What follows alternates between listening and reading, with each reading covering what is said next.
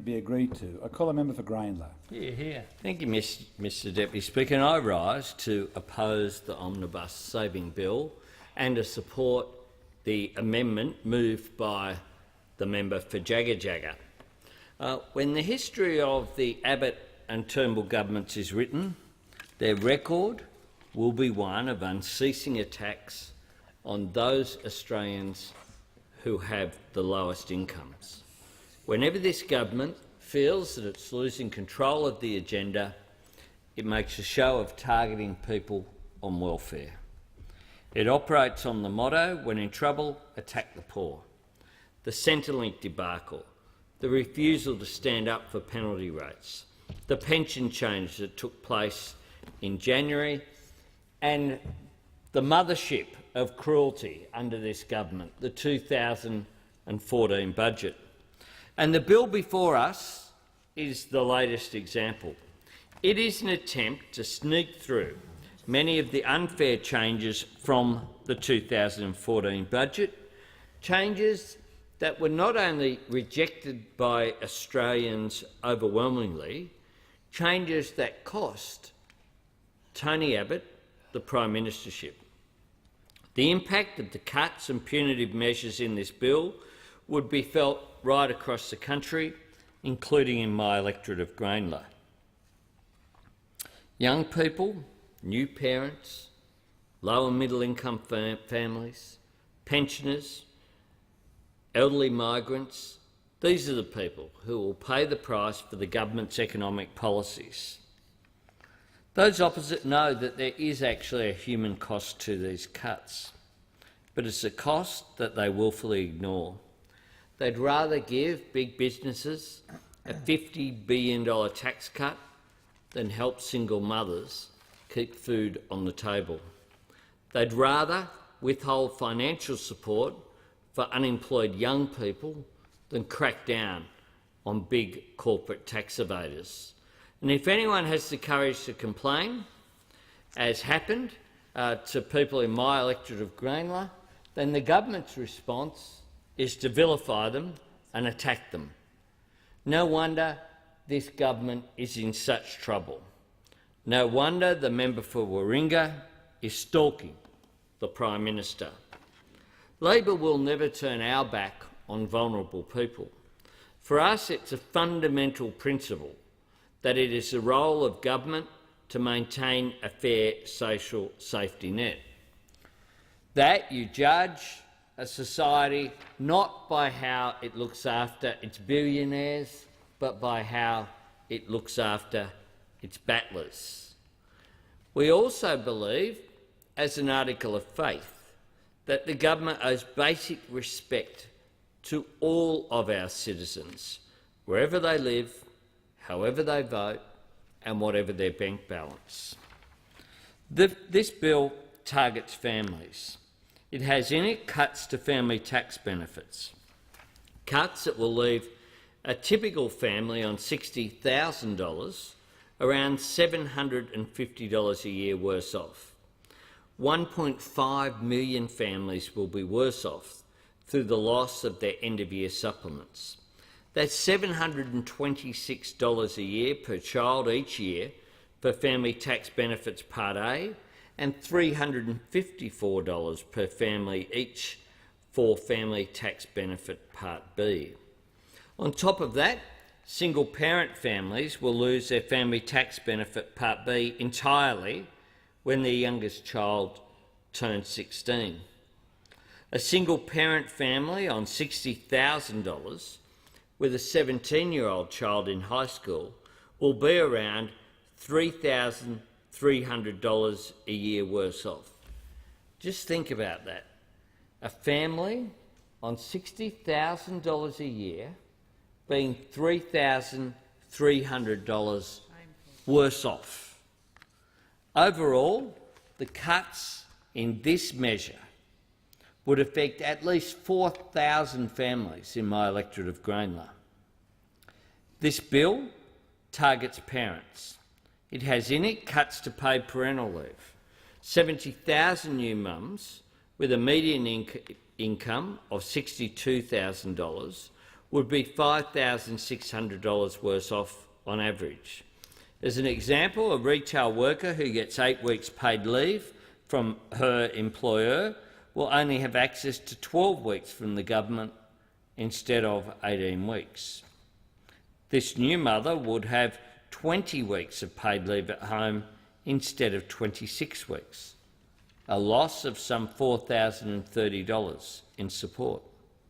This bill targets pensioners, scrapping the energy supplement, a $1 billion cut to pensioners, people with disability, carers and New Start recipients. Scrapping the energy supplement to new pensioners will be a cut of $14.10 per fortnight to single pensioners, or some $365 a year.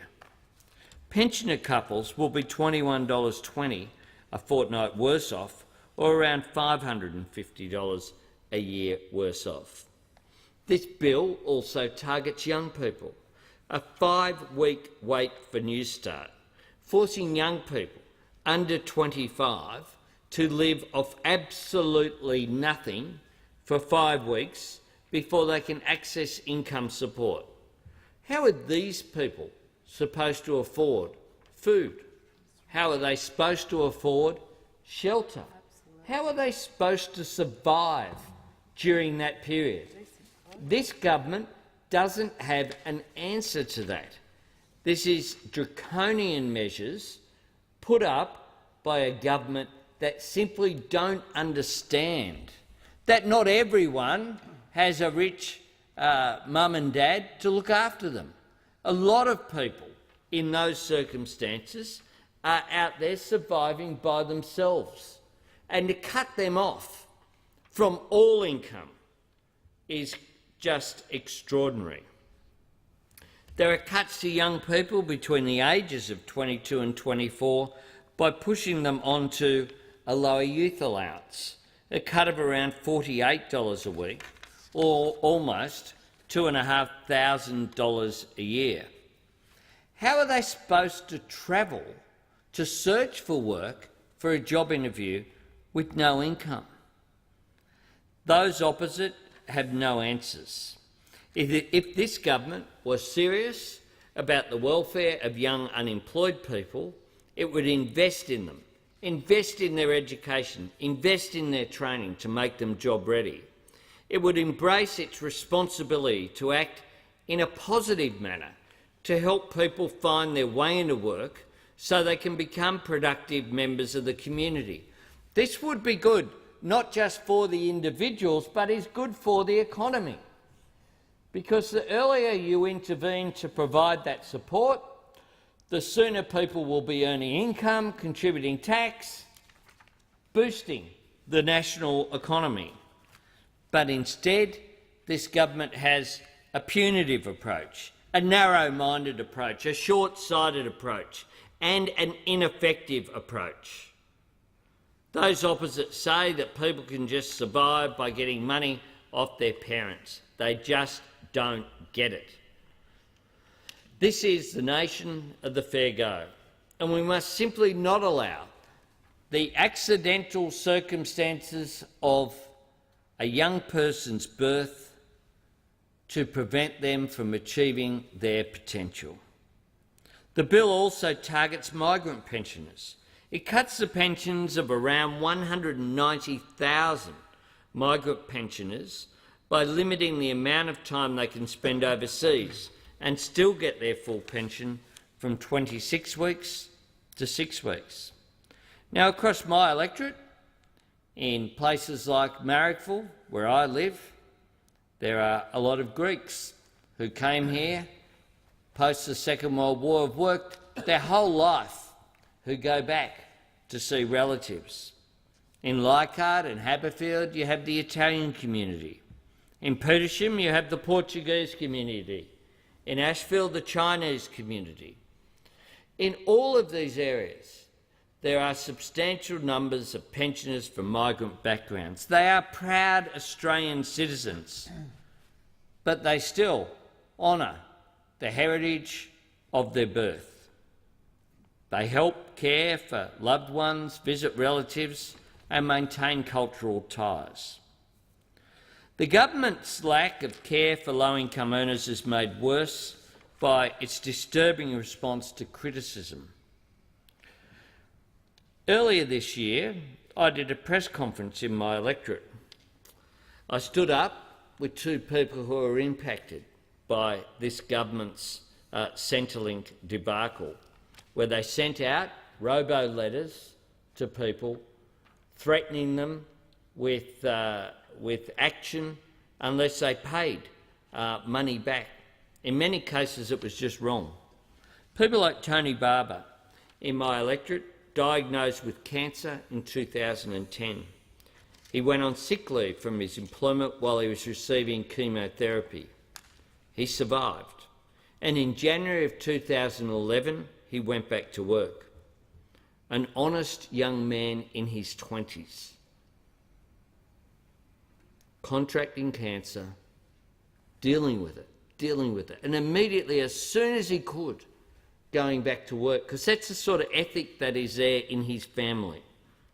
In the lead up to Christmas, he received a debt letter from Centrelink informing him that he now owed over $4,500. As it is, after these issues were raised publicly, the truth is that the government reduced his debt to just $400 from that $4,500. Another constituent of mine was Curtis Dixon from Leichhardt. He received Austudy while he was at university from 2007 to 2012. In the lead up to Christmas, Curtis received notice that Centrelink believed he had been incorrectly reporting his earnings during the period, and now he needed to repay $750. Simply not true. And now we have his debt reduced to zero. He had no debt whatsoever. And yet the response of this government was for Christian Porter, the minister's staff, to go up to the gallery here and brief out wrongly that Curtis had voluntarily contacted Centrelink, that he didn't receive a debt letter or a notice. They just lied about it, lied about his personal details, broke common decency, if not the law, and perhaps the law, by releasing those details, released a photo to the Australian newspaper of an old Facebook photo of him next to a Labor candidate in a state election, thereby suggesting somehow that he was unworthy because at one stage he may have handed out, apparently for a Labor candidate in a state election, attacked his character in the most vicious way. Now, that is the sort of bullying and victimisation of people because they had the courage to stand up over the injustice that this government was seeking to repair. Now, the fact is that the opposition does believe there's a need for budget repair, and under this government, the debt, in terms of the budget deficit, has tripled. Net debt has climbed substantially. That's why the opposition has put forward alternative savings measures, changes to the capital gains tax discounts and negative gearing, a genuine crackdown on tax evasion. We're prepared to be constructive. We showed that with previous legislation. What we are not prepared to do is simply sit back and be silent while these changes to vulnerable people go through. What we're not prepared to do is walk away from the principle that a nation is only as good as the way in which it treats its most vulnerable citizens. We must do better. We can do better than this mean-spirited legislation, which shows that they didn't get the lessons of 2014. That is why they're being rejected by the Australian people. The penalty rates changes are only the latest in the attack on people that we see represented by this legislation, which is flawed and should be rejected.